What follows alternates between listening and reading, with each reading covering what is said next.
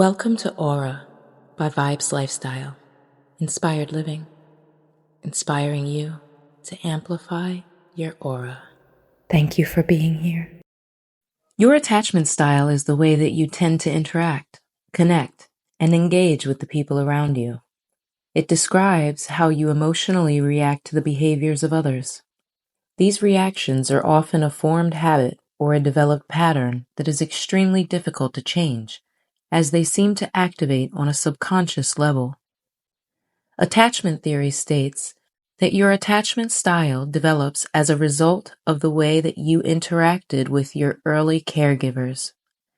As infants and children, we rely on adults to take care of us. How they take care of us matters. Whatever we experienced in the early years of life instructed us about how people treat others.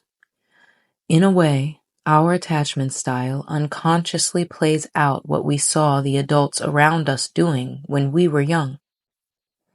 While everyone feels differently about their relationships with others, generally, there are 4 standard attachment styles.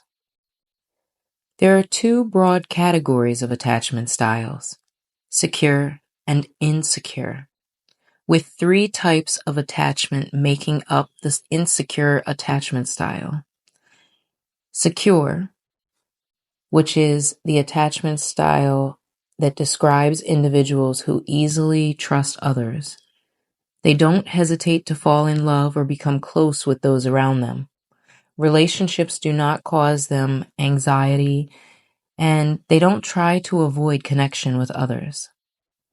Then there's anxious. Those are people who have an anxious attachment style and are constantly afraid of being left out or left behind. They tend to cling to those that they love and fear abandonment. This is because they're insecure about their relationships, sometimes not believing that they deserve a loving relationship, and that makes them anxious. There's the avoidant attachment style, which displays itself as a high desire for independence. People who have the avoidant attachment style may feel overwhelmed by intimacy or feel suffocated when they're around others. Sometimes they're seen as closed off or unavailable. And then, fearful avoidant. People who are fearful avoidant are both highly anxious about abandonment, but also want to avoid becoming close to loved ones. This attachment style is sometimes called the disorganized attachment style. So, secure can show up as confident, reciprocal, non-reactive, resilient. Anxious can show up as emotional hunger, fantasy-bound, lack of nurturing, and lots of turbulence. Avoidant is usually ambiguity, ambivalence, emotionally distant, isolation. And fearful avoidant, lots of internal conflict, very dramatic, even unpredictable, and also ambivalence. Now, you may ask, how exactly are attachment styles formed? Attachment theory believes that the adults that raise you form your attachment style. As an infant, you're constantly observing the world around you, and these observations shape your brain's connections. Your brain learns your caregiver's behaviors and treats them as truth, no matter if those behaviors are healthy or unhealthy. If your caregivers showed you as a baby that getting close to others will end up in emotional pain, you may have issues feeling comfortable in intimate situations. On the other hand, if they show you that trusting others and feeling close to them is a positive experience, you might not have trouble falling in love one day as an adult. It is important to know that your attachment style is not permanently one way or the other, and your parents or caregivers aren't the only factors in how your attachment style forms. Environmental factors, major life events, or impactful relationships also impact how you like to connect with others. With attention and practice, you can develop a different type of attachment style. Working with a therapist or coach is a great way to learn more about your attachment style and reflect on how it serves you in your adult relationships. The most common attachment style is the secure attachment style. The majority of adults find it comfortable to get closer to other people, romantically or platonically.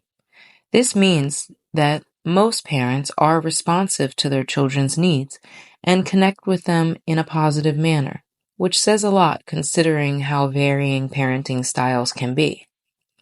According to a study conducted by Hazan and Shaver, 56% of adults have a secure attachment style, 25% of adults have the avoidant attachment style, and 19% have the anxious attachment style. Fearful avoidant attachment style is relatively rare. There are many ways to determine your attachment style, including through online quizzes.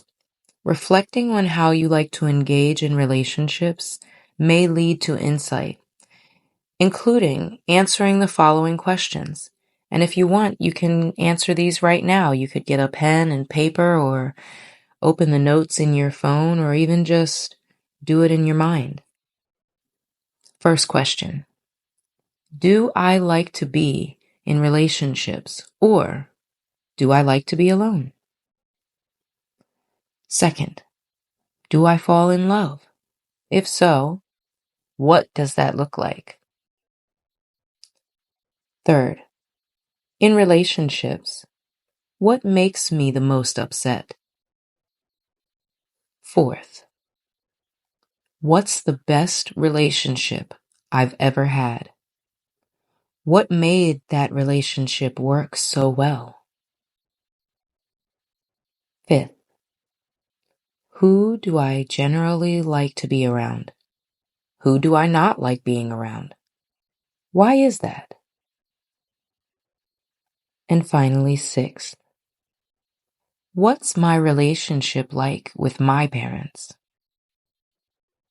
That's one to sit with for a little while, especially for some people. Signs of attachment disorders in adults. Insecure attachment styles may lead to attachment disorders in adults. Reactive attachment disorder, or RAD, is a mental health condition that describes emotionally withdrawn behaviors in adulthood. Disinhibited social engagement disorder displays as acting inappropriately, trusting or close to others, even if it's a stranger. However, you don't have to have either of these disorders for insecure attachment to impact your well-being. Because humans are social creatures, connection to others is paramount for our health.